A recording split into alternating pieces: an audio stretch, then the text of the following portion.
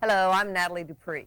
Today on Nathalie Dupree Cooks for Family and Friends, we'll have the option of cooking on the grill or baking it in the oven, because I'll show it to you on the oven. There are crudités with dilly dip or stuffed artichoke, lamb chops with a mustard mint sauce, gazpacho salad, baked or grilled onions, and ginger ice cream, homemade and ready to cool off at the end of the day. And what about Mother's fudge?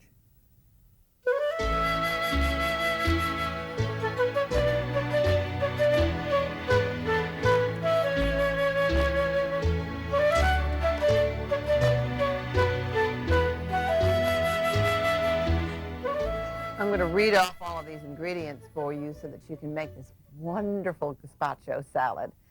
5 green onions sliced, 5 tablespoons of red wine vinegar, 2 heaping tablespoons of chopped parsley, 1 heaping tablespoon chopped basil, 2 garlic cloves chopped, 1/3 cup vegetable or olive oil, 3 tomatoes cut in wedges, 1 cucumber sliced, 1 green bell pepper cut in strips, 1/2 pound button mushrooms. You have to slice them if they're large. You can do that. 3 cups of rotini, cooked and drained, or any your favorite pasta.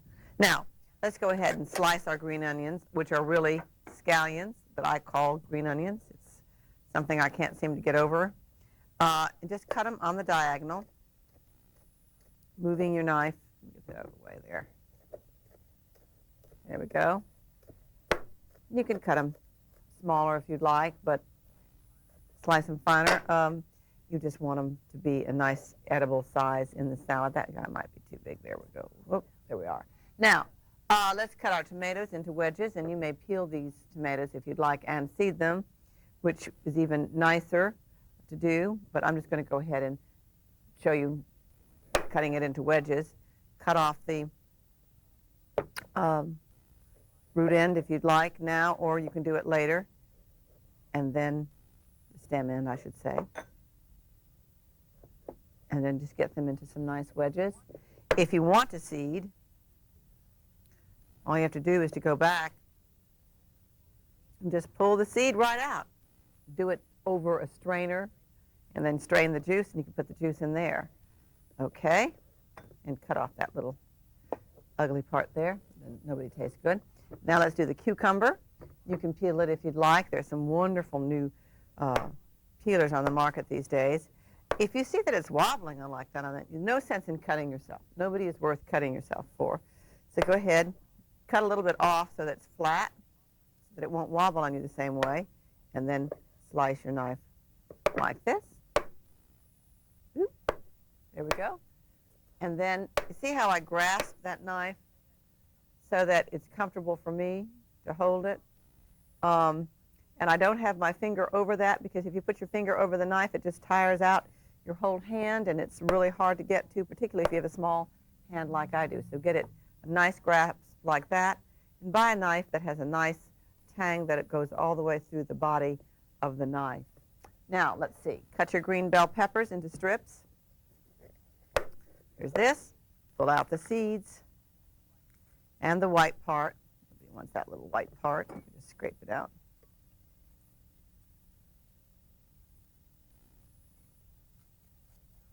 Get those out. Now, if you cut like this, your knife is going to slip. And you know what? I never really thought that through until a reader wrote me that. So if you've got some things that I do that drive you crazy, feel free to write me. I can always learn. It's amazing. You can always learn. And then go ahead like this. It was some time ago that he wrote me after the very first series. And slice like that. And then if you want them to be perfect, this is perfect where you've cut off all that white and got it even. You can do that. Cut them thick or thin as you want. Now you just dump everything together. You combine your green onions. I've got some red wine vinegar, parsley, basil. I'll show you how to chop that later. Salt, pepper, oil. Add the tomato wedges. Oh, and the garlic. Where is that? Ooh, yes. And I haven't shown you how to chop that garlic. I'll do that if I have time to. The garlic, tomato wedges, cucumber, green peppers, and I had to slice these mushrooms because they were they were bigger than button ones, and you want them all to be edible. And you just add your pasta, And toss the whole thing. Almost forgot it. Toss the whole thing lightly and serve it in a pretty glass bowl. I'm pretty sure I'm going to make a mess if I dump that in there. What happens normally is that the things that are on the bottom go on the top when I dump like this. Let's just see. And it either looks pretty or messy. Well, I'll have to tidy that up before you see it later. I've got it on lettuce leaves. Now let me go ahead and show you one of my favorite things. It just happens to be that I always try to work them into a show, baked or grilled onions. And this is from the Simply Smart section of the book, meaning that they can pass for a very special dinner party. But in this case, on the grill is terrific, or in the oven, which is what I'm doing. You get 6 medium onions, cut it in half before you peel it, and then peel it. Put the cut side away from you so you don't cry. Very simple. Leave just a smidgen of root on. You probably can't even see it to hold it together. And put it down into your greased baking pan. Preheat your oven to 400 degrees. And then take about 6 tablespoons of oil or butter and just brush them over the onions in your greased dish. Or you can put them right on the grill rack. Then you cook them until they're tinged with black and brown. I call them caramelized, and I even get mine blacker than these. These are just a little pale for me. I love them when they're nearly charred. It takes you about 45 minutes to an hour to get them the way that I like them, and maybe an hour and 15 minutes. And then you just keep brushing them with butter or oil as you want them. Season them with lots of salt and pepper, and serve hot or cold. It's my favorite thing, just about. Now, ginger ice cream. And I do love homemade ice cream. Of course, you know, everyone's concerned now about cooking with eggs. So if you have very old people or anyone sick, you need to watch your custard bases. Now take 10 egg yolks and beat them up. Oh, excuse me, let me read you all the ingredients. You can't hear me while I'm doing that. 10 egg yolks, 4 cups of milk, 1 1/2 cups of sugar, 5 tablespoons of chopped candied ginger. And let me remember to tell you that when you're buying candied ginger, by all means go to the Oriental grocery stores, because the kind that you get in the little jars is just too expensive. 1 1/2 cups of heavy cream. Get it whipped to a soft peak before you get started. That's almost the first thing that you should do. Just get it done. Now, you bring your milk to the boil in a very heavy saucepan. And in another saucepan, you beat your egg yolks with your sugar. Just show you that. Oh, it's going to be so good. You get them thick and light. I've got that done over here. And then you gradually whisk in all of the hot milk. So get this started here again. Now, I don't want to burn this cord, so let me turn it off. Don't add it too fast, because you don't want to cook those egg yolks all at one 12-foot. And then you gradually add this, and then you probably should do that off of the heat, and then return it to the heat, and then heat it, just gently stirring. You don't want to get too much foam in there. See, if I had added that off the heat, then it wouldn't be burning on my burner. And you just stir it until it's 180 degrees on a candy thermometer, which is right here. You just put that in, and that's done.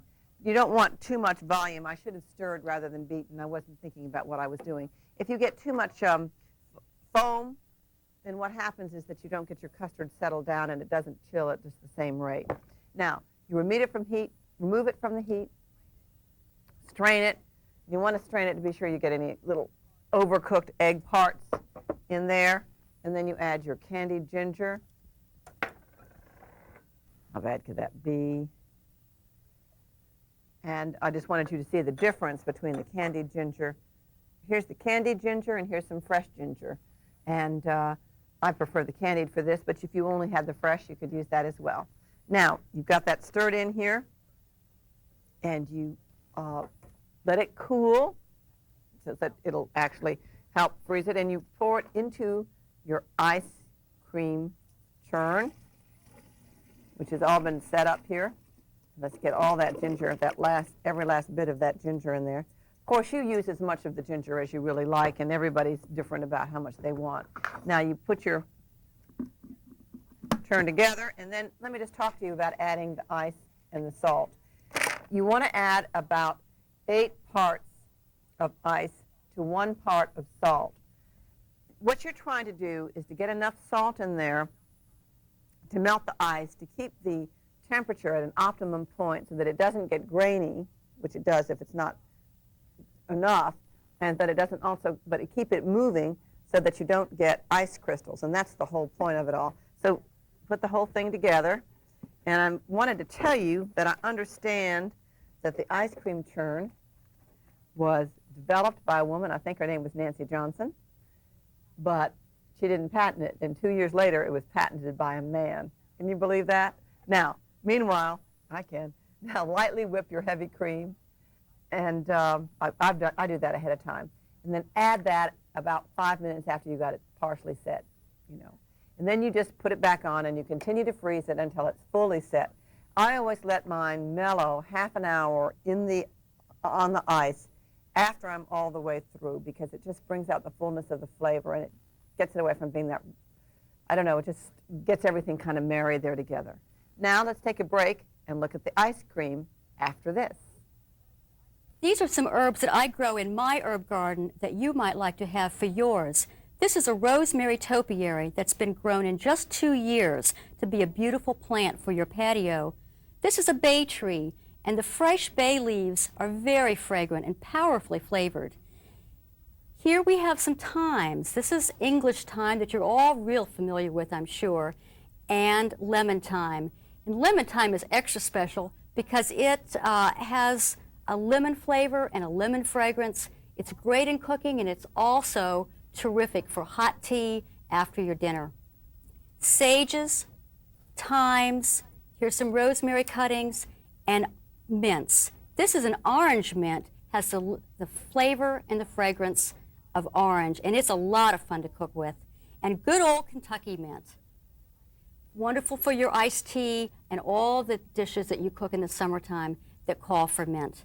When I have leftovers, when I'm trimming my garden in the spring and I have my few little cuttings, I simply take my leftover rosemary, thymes, basil, whatever I have, and put it in a jar with vinegar or olive oil and let it steep for 30 days and strain it out. And then I've got great Christmas presents for my friends, and they've all come from my garden. They're easy to grow and fun to grow.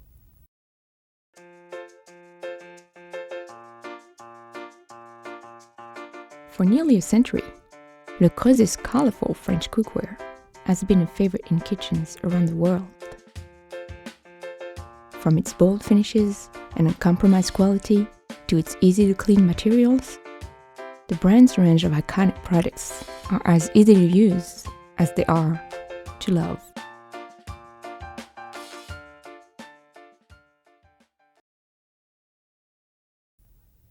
After the ice cream is frozen, remove the dasher, and then you have to get down there and get that ginger out of the bottom if you want. You want to get it all the way spread through.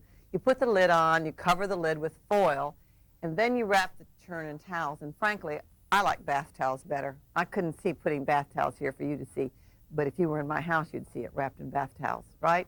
You let it cure about 30 minutes. Now, let me tell you about these wonderful lamb chops with mustard mint sauce. They're in the Simply Smart section of the book because lamb really is a little uptown, don't you think? You want 6 1 to 1.5 inch thick lamb chops, 3 garlic cloves chopped up, 4 heaping tablespoons of chopped mint, 1 cup of olive oil divided. You're going to use part now, part later. 3 tablespoons of lemon juice, 2 tablespoons of Dijon mustard, 2 tablespoons of heavy cream. You can use sour cream or low-fat yogurt, any of those if you want to. Then you chop your mint, and I'm going to show you how to do this. First, here we've got our mint. I've got some all the way over here for you. First, you chop your mint, and you rub your lamb chop, each lamb chop, with a couple teaspoons of chopped garlic and the couple tablespoons of chopped mint. Do it on both sides. Then you mix 1/4 cup of olive oil with a tablespoon of lemon juice. You drizzle that on the chops. That's already been done there. I'll just show you that for the sake of the drizzle, but I don't know how much you need to see that. You marinate them up to 2 hours at room temperature longer in the refrigerator. I sometimes put that in a plastic bag and do that. Now preheat your grill and put them on that nice hot grill and grill them 5 to 6 minutes on each side. I'm already hungry. Now, make a simple cold sauce. For your cold sauce, you blend in Dijon mustard, a tablespoon of lemon juice, here it is, a teaspoon of garlic. You just get that all nice and thickened up here. This is a household type emulsifier gadget. And then you add your mint and your heavy cream and your oil. Let me add the heavy cream, the oil. And so you just keep that going until it's emulsified and it pulls together. You don't want it to separate. And then you add your mint and your cream and your salt and to taste, pepper, sugar if you want it. Don't add that much sugar until you're sure that you want it. You put some on the meat and you pass some separately. And here it is right there for you. Use a spoon to coat with. I've probably got mine buried somewhere. And then you pass the rest separately. You're going to love this. You're going to love this. And I cook mine till it's rare. You know, I don't cook it till it's done. I don't like lamb done. Now, Mother's chocolate cream fudge, and this is my mother's recipe, and I really like it. It's got just a little graininess to it, which is the way that I was taught you were supposed to make it when I grew up.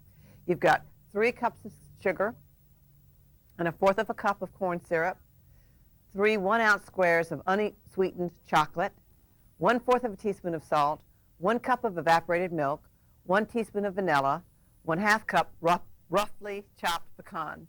We did this on the holiday show, but a lot of people said that they didn't see the holiday show. So I'm going to go ahead and show this to you again, and then you can write for this recipe. Only this recipe will be in the brochure, as well as the other holiday shows, but nothing else from this particular show will be there but this fudge.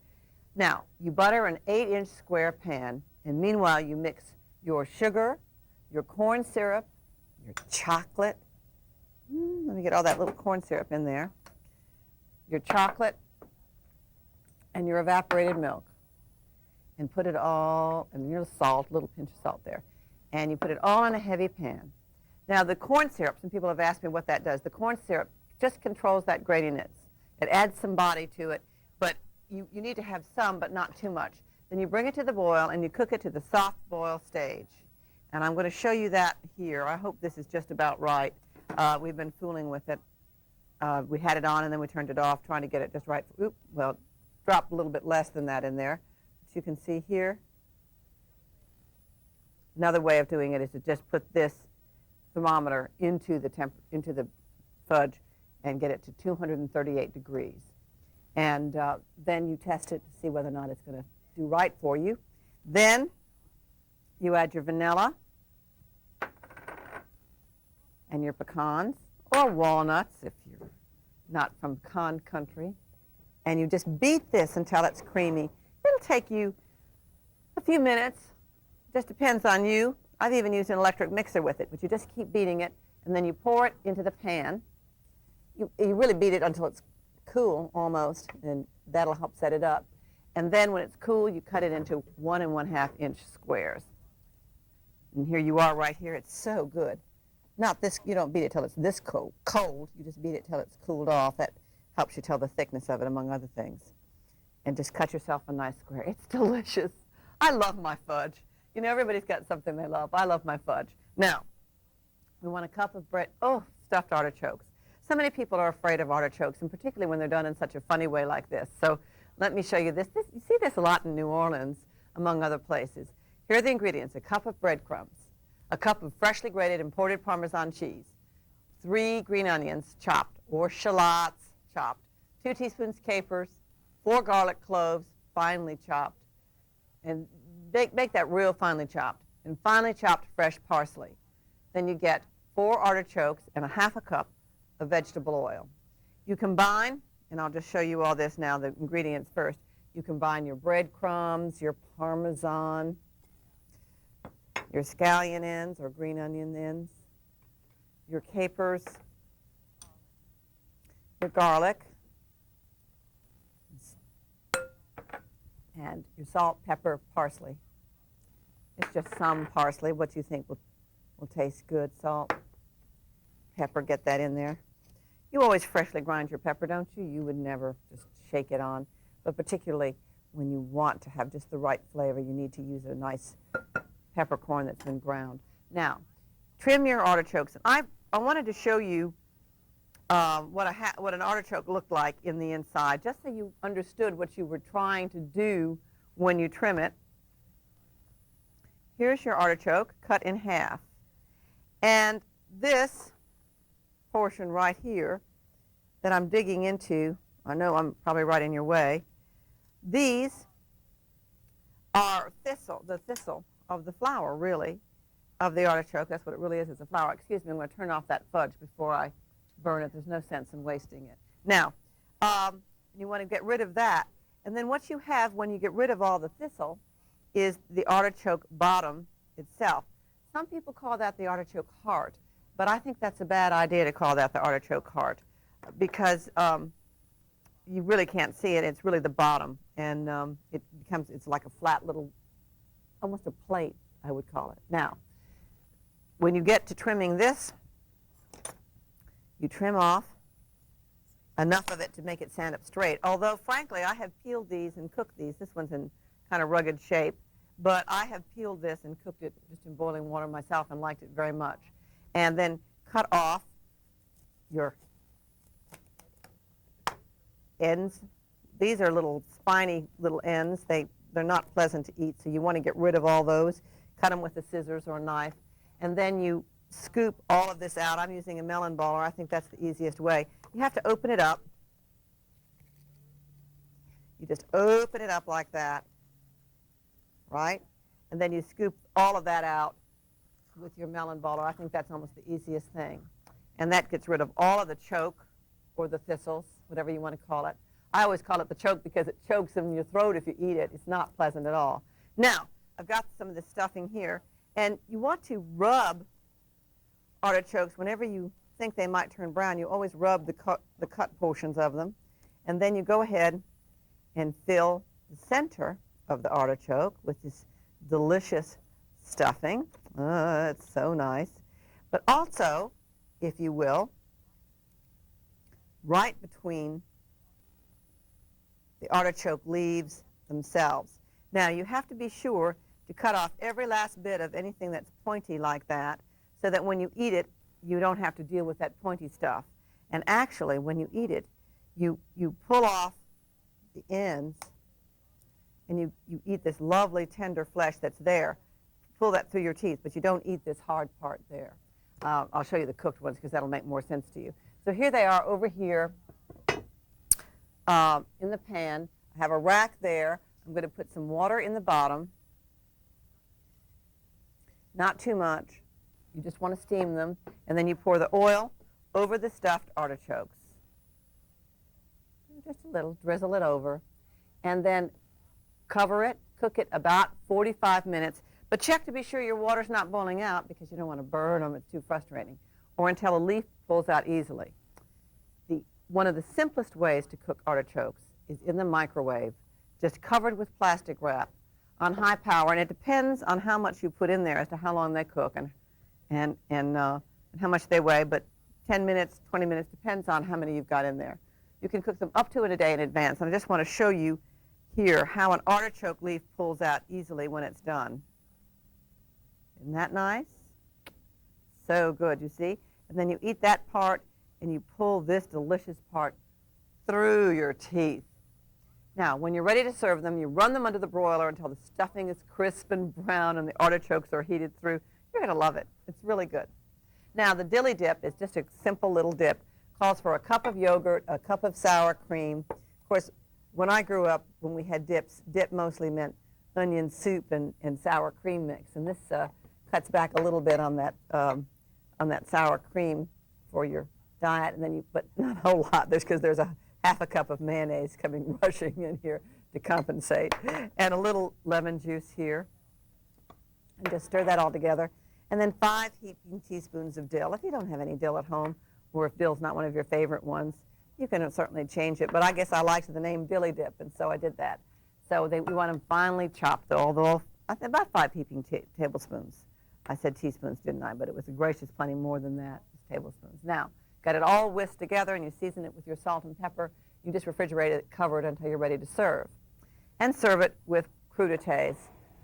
You can do the crudités and the artichokes, or you can do just the crudités or just the artichokes. Take a big head of broccoli here and cut that. You have 8 carrots peeled and cut into fingers. Now you cut your broccoli, and I'm just going to use the florets here.